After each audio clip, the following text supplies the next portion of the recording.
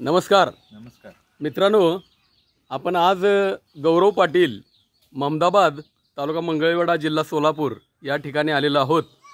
आणि या ममदाबादचे एक प्रगतशील शेतकरी गौरव पाटील यांनी या म्हैशीसाठी आपलं बायोनट्स ॲनिमल फीड हे प्रॉडक्ट वापरलं आणि त्याबद्दल त्यांना काय अनुभव आले ते आपण त्यांच्याच शब्दात ऐकणार आहोत। तर मी तुमच्या सगळ्यांच्या समोर त्यांना प्रश्न विचारतोय की गौरव पाटील साहेब, तुम्हाला हे वेलनेसचं जे प्रॉडक्ट दिलं ते कुणी दिलं तुम्हाला? हे सर, आमचे चुलते रंगनाथ भीमराव पाटील मुंबईला राहतात, ह्याने आम्हाला हे प्रोडक्ट दिलं वापरण्यासाठी।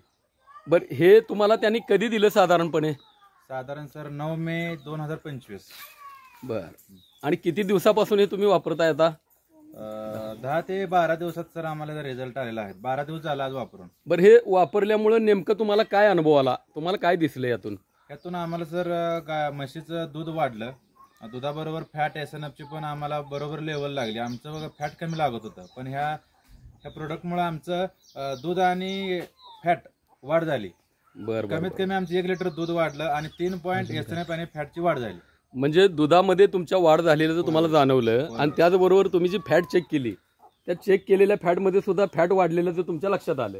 अजून त्या जनावरांच्या बाबत तुम्हाला असं काय जाणवलं की बाबा हे दिल्यामुळे जनावरांमध्ये अजून तुम्हाला काय बदल जाणवला? हे प्रोडक्ट देण्याच्या अगोदर आमच्या म्हशीचं जास्त करून शेणाचा वास येत होता। बर, शेण आणि गोमूत्राचा वास कमी झालेला आहे, कमी म्हणण्यापेक्षा पूर्ण कमी झालेला आहे।